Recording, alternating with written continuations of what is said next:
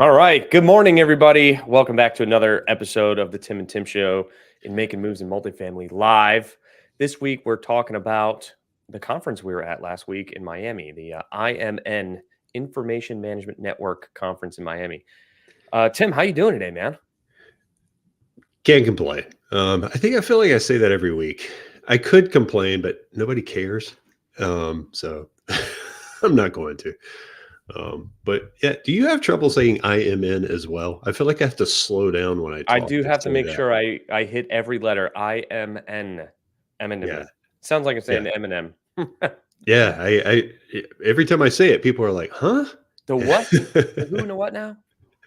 um, but despite the struggle to say it, I find the conference to be fairly educational.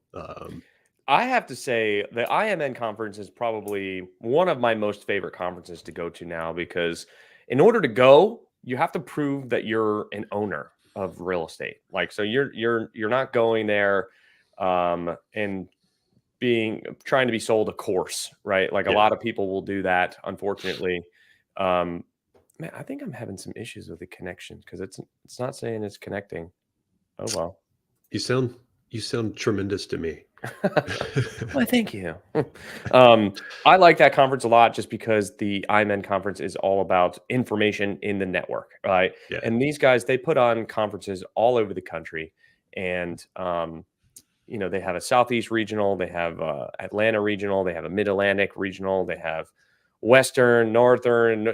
I mean, literally everywhere. These guys put on a conference like once a week or once every other week or something like that. It's rather pretty. It's pretty extensive, the reach that they have, which is pretty cool. So Tim and I, we had the pleasure of being able to moderate panels. So that was kind of cool because I've been on a couple panels before, but I've never been the moderator. So it's kind of a different perspective because you're not being asked questions, you're doing the question asking and really trying to be the guy that is kind of poking between both groups and inciting conversation, right? Like kind of challenging the status quo and getting people to think a little outside of the box and ultimately the goal is to create good conversation. Um, so my panel was on the apartment overview, like the sector overview and the economic overview. Are we in a recession or a rebound? And I was on some of the guys that were on my panel were like the vice president of Meridian Capital. There was Jeff Klotz from the Klotz Group. Um, there's a bunch of different people in there. Like JC, what was it? JC's last? I can't remember his last name from Flagship Capital. Oh yeah. I don't know. There were some heavy hitters on the portal. I mean, on my panel. Sorry, and I don't know. I just really like going to that conference because it's really good information, and we talk about things that actually matter Yeah.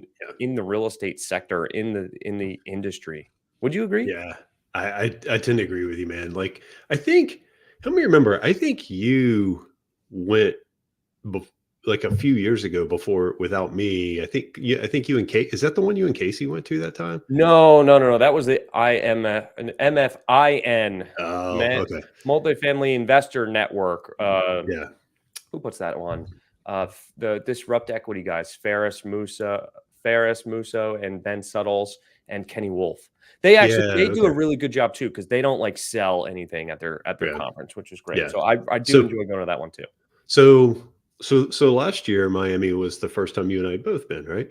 Yeah. So guys, like I'd never been to these. And then somebody Tim and I both know was like, "Hey, you should come down," and gave us an invite. And I think he actually sent you a ticket, right, Tim? Yep. Um, and went down for it, didn't know what to expect, and I think you just mentioned something, not selling, right? I think there's no selling going on here. This is all conversation. Well, let me rephrase that. Out in the hallway, there's vendors, and if you walk through there, they're likely to reach out and try to get you to talk to them. But in the conference, in the sessions, nobody's up on stage trying to sell anything, and it's really good, especially if you are an owner operator, going down there and hearing from the guys, mine and Tim's size to the big boys. Like Yeah. you had some big players on your panel. I had like the CEO, president, whatever, Bartolo. Bartolo Development. Yeah, I'm butchering it. Oh, Development, and, we I both mean, are. and those guys deal in the B's, as in billions of assets under management, that kind of thing. Um, Yeah, so sitting there, one of the guys that I had on my panel, he was like, "Yeah, the last 10 years we built up to about 30 or 45,000 units, and then over the last 3 years we sold everything. We're down to only around like 5,000 now, but now around, we're we're down buyers to, again." yeah, yeah, we're down to 5,000, and you're like, oh, we're up to like almost two. um, but guys, like that was kind of the cool thing. Like, you're sitting in a room with guys who've been doing this for a long time, and I mean, like, Bartolo Batar, the development company was they I mean, he gets up there and he's like, we've been around for 80 years, right? Yeah. Like, they've seen a few cycles, right? And I'm gonna call him Ed because his name was Ed. So Ed's up there talking, and they've been through a few things, and he's talking about stuff where I'm like, man, I ain't got no clue what you're talking about. Like, my lane is here and yours is like that. So it was just really cool to sit there and listen to these guys and then have conversations back and forth. But the one thing that really felt good was, as big as he is, his headspace was in the same way as ours. He's like, I've seen the last year as a buying opportunity, Hmm. right? He's like, I'm not sitting on the sidelines. And there's a guy whose company's been around for 80 years. He himself have been doing it for 30 plus. And he's saying the same thing that, like, Vitaly and I are saying, which is, man, if a deal makes sense, I'm doing it. I don't care what interest rates are. I don't care what insurance looks like. I'll just write it in and play it safe. Right. And that yeah, there was a little bit of confirmation there that like our head was in the right place. So that, to me, that was nice, right? Yeah, yeah. One of the huge takeaways that I had was the amount of attendees that were there. Oh yeah, Prior years, my gosh, there had to be 3, 4, 500 people there. This year, you luckily scratched together 250, right? yeah, And I was talking to the guys that put on the event. Sam is his name.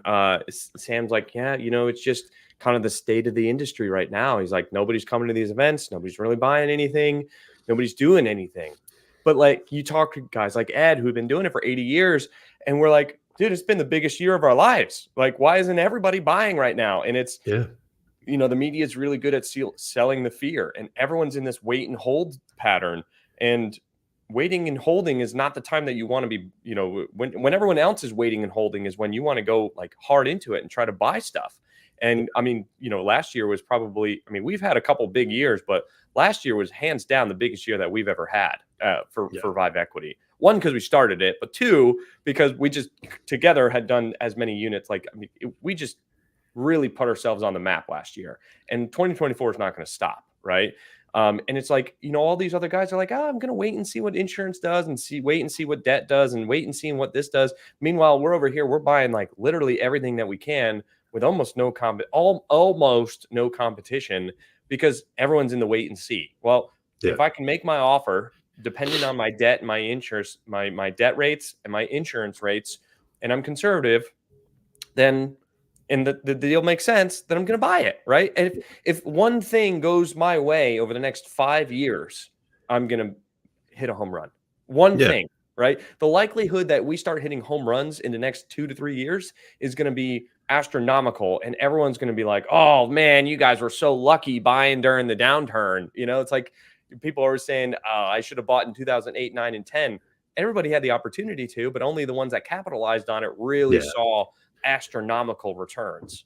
Man, I had to sit there. I had to sit there 8, 9, and 10 and just watch guys doing it, because I was cleaning up from 8 and 9, and these guys who had been, you know well positioned, they were scooping stuff up left and right, man. And I'm just sitting there, I'm watching them doing it. I'm like, next time, I'm going to be them.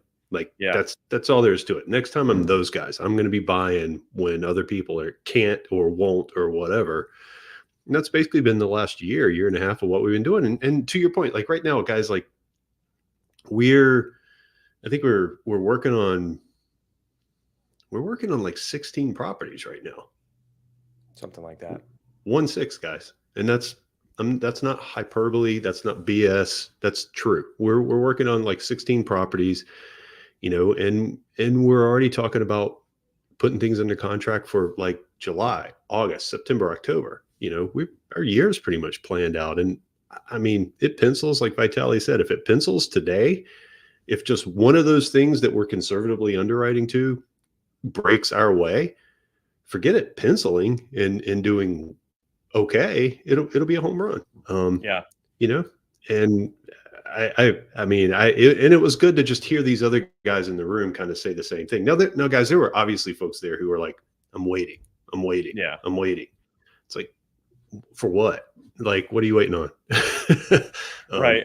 You know, we, I read somebody's post on LinkedIn yesterday, the day before that or something. I don't know. And it was talking about how everyone's waiting for it to be easier. And it's like it's never easy to buy real estate ever. mm, It's either the rates and insurance and all those hard costs are very, very low, which drives the pricing up, which makes competition very high, makes it very hard to get your bid accepted because you got 100 people bidding on the same property. Or on the contrary, there's not a lot of people bidding on your deal, or there's not a lot of people bidding against you in a deal. The debt is very hard to get, and the insurance costs are very high. So you don't have a lot of competition. It's easy to get a property under contract, but it's difficult to get the back end of the deal done. yeah, Take your I keep pick. exactly. I keep telling folks, I'm like, waiting for what? Like, I had I think, Tim, I think you may have been on the call with me yesterday. We were having a conversation with somebody. I can't remember who it was. And I just kind of made the comment that, like, I feel like these low interest rates that we had for a little while, like, broke people's heads, broke people's Oh, yeah, it minds. was a conversation we were having yesterday because you Yeah. were And talking about, like, how the rates were in the 6s for the longest time. It was with Chris. We yeah, were having a conversation, and you were like, "Oh, the rates were in the 6s forever, for, like, a decade." And then, they went into the 5s, and now everybody thinks the 5s are the new 6s or whatever, something like that. yeah, but it's like the rates got down into like the fours, the fives, the threes. I mean, hell, this is single family, but hell, my own house that I'm sitting in right now is like 2.85, which I love, by the way. But the thing about it is it like completely. Hey, Kyle, thanks, man. It's like it's completely broke people's minds where they're like, no, I got to have 4% or 5% interest to do a deal. It's like, why? Why? I mean, people were making tons of money doing deals for, at 7, 8, 9, 10%, In the you know? '80s, people were making money in real estate, and interest rates were way higher, double digits. Yeah. So, I don't get it. And, I guess the other thing is, people look at like folks who were crushing it in like 21 and 22. And there are people who got in around that time who had not done anything real estate related, and they got in around that time and they got, I hate to say it, but you kind of timed it, you got lucky. But most of the folks who like crushed it during that period were doing stuff in like 14, 15, 17, 19. And Mhm. they had no clue that 2021 and 2022 were coming. They had Yeah. nobody could have predicted that. Yeah, well, Um, some of the conversation we had at IMN was everyone was trying to predict what's the next black swan event. And we're like, come on. And then somebody had said, maybe COVID was the black swan event. It's like, right. my God, like that rabbit hole of conversation is never going to go well. I I mean, I guess we could all sit here and like, I don't know. We'll start the board, right? Yeah, there you go. What's it? What do they call it? Like the death pool or whatever. Yeah. Yeah, we'll start the board. We'll make grids and we'll all put events down and we'll all take our bids, right? Like I'm laying 100 to 1 odds on the insurance market blows up. I don't Yeah. know. But good luck predicting that. Who knows? Who freaking knows? Um, I I don't. I Right. mean, would I sure as hell didn't predict that insurance would have tripled. Um, No. right? No, not at all. But, Yeah. there has been signs, good things coming in the insurance market, which are favorable. I mean, something I'm talking about all the time is insurance because it's such a pain in the side right now. It's really killing a lot of stuff and really making things difficult. But again, when things are difficult, it makes opportunity, right? So like, we've had some deals come across our desk and they're deals that we own of the same vintage, blah, blah, blah, blah, blah, that whole rigmarole. And the broker's underwriting has like $500 a unit, and we're like, good, like, look, we're paying. We own something 2 miles down the street. We're paying 1,700 a unit. So Yeah. like, I'm gonna increase my insurance here, and then I'm gonna pay you this. And then Yeah. what ends up happening is they come back and they're like, you know what, you're right. So the price is going to come down to reflect the change in the insurance cost. Boom, there you go. You just got a property at a discount, because if insurance ever goes back to reduced pricing, I'm not going to say enough. Like never going to say it goes by half or goes down, or whatever it does. Right? Use some level of reduced pricing. As soon as that pricing goes down and your NOI goes up, your property value just went up and you didn't do anything. You just, Yeah. the market worked in your favor. And the Yeah. only way you can get that wind in your sails is to be in the market. You can't wait for that event to happen. No, because I am in the market, and I can promise you when it does go down, I am going to sell it to you, and I'm going to want a premium for riding out $300 decrease in insurance. Um, I'm going to ask for that. Uh, I'm not giving it to you for free. So I would go That's what the buy. NOI does today. Yeah, I would go buy if I were you right now. Yeah. So, but that was kind of the general consensus down there. Most folks are seeing the same things we're all seeing. Insurance rates were a big conversation. Interest rates, obviously, people were like, what are they going to do? I will say this.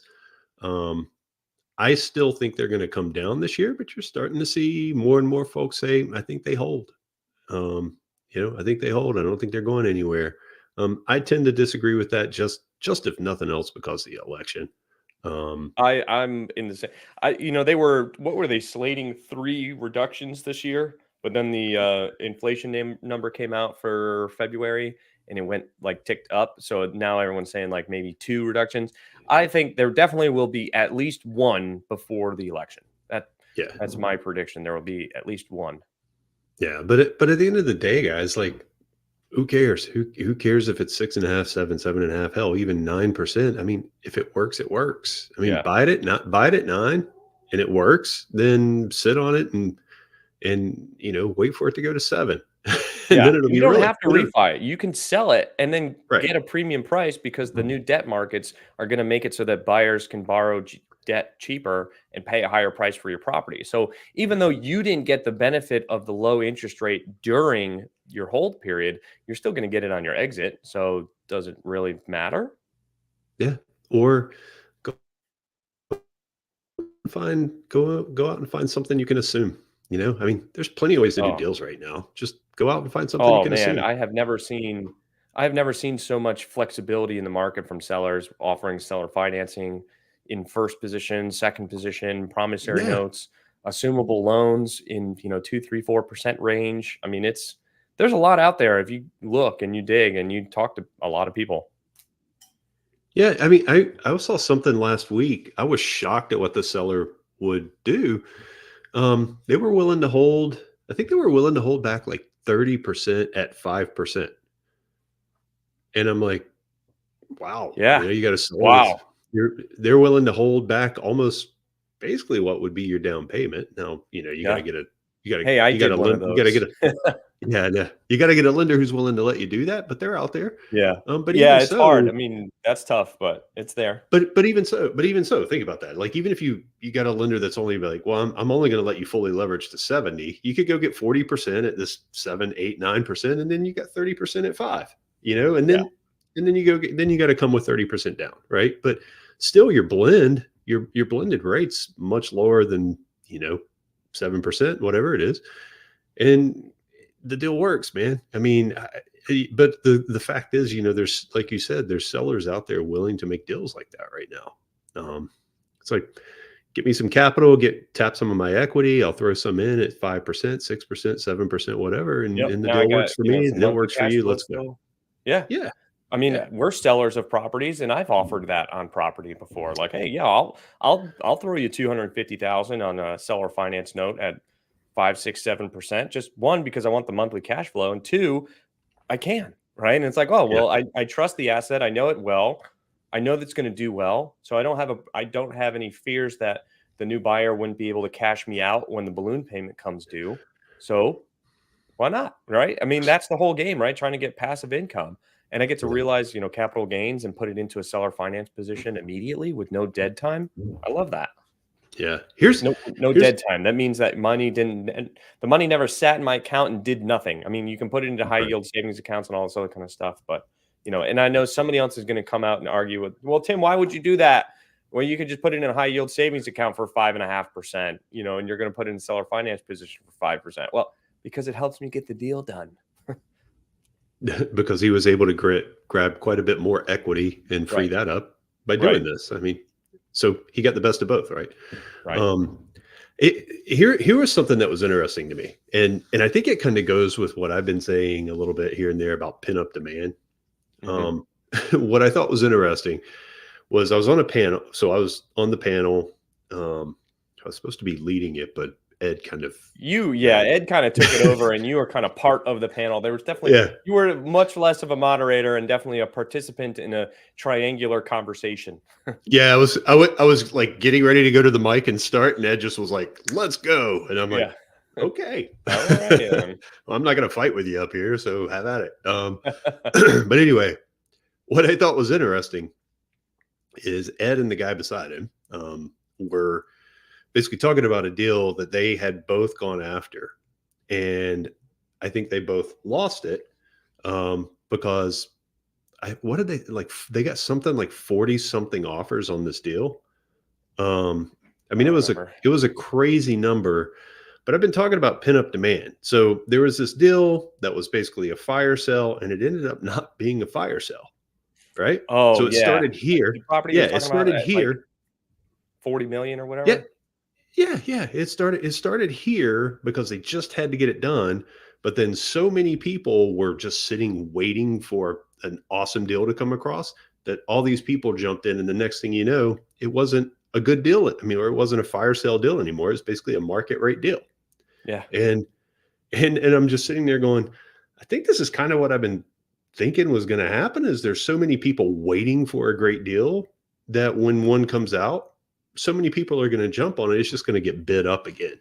And It's that, kinda like it's the equivalent of 2020 and 2021 and early 2022 when somebody said they had a true off-market deal, people yeah, would jump, like, throw themselves at it, right? yeah, And it was like, it didn't matter if it was on market or off market, like, the pricing was outrageous because they knew, right? There was so much buying demand for off-market deals, right? That buzzword that, they did that, and then people were just gonna take they never even had to list it, right? Brokers' jobs got very, very easy. The same thing is happening on the other end of the spectrum now, where if somebody does have to fire sale it because there are so many people waiting for those fire sales, they're just going to bid up the deal anyways. So does that yeah, change your selling tactic of maybe I just price everything so low that it bids itself up? Kind of yeah. like it's like the tactic on eBay, right? With no reserve.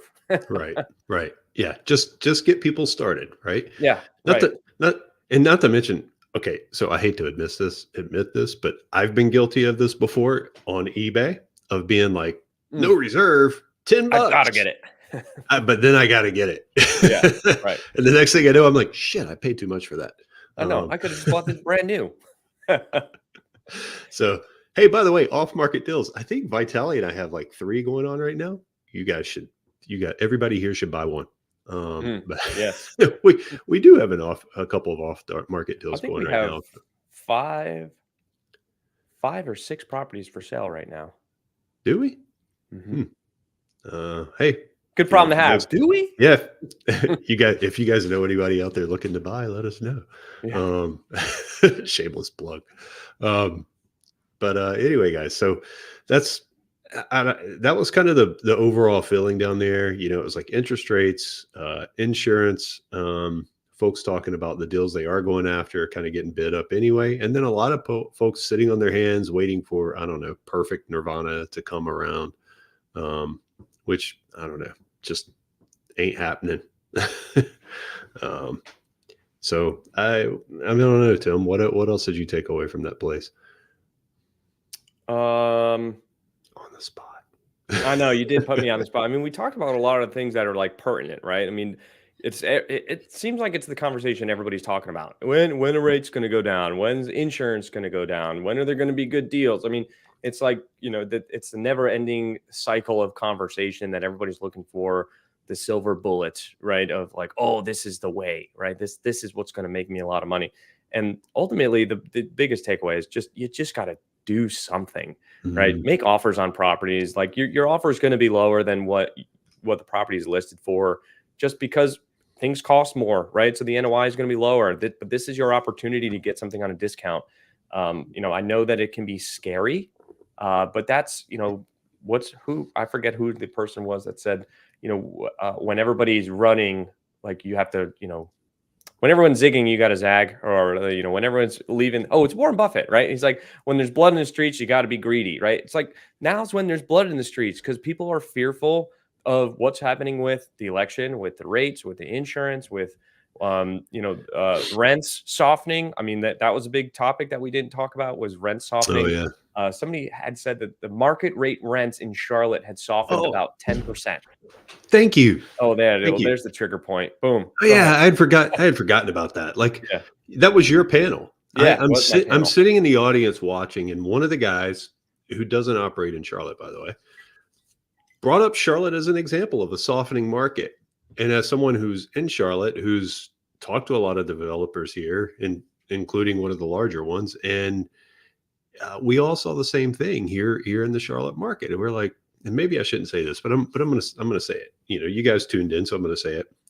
The Charlotte market's going to soften for about another 6 to 12 months. There's a lot of that inventory that's been, or new deliveries that's been built for the last 2 or 3 years. It's coming online, right?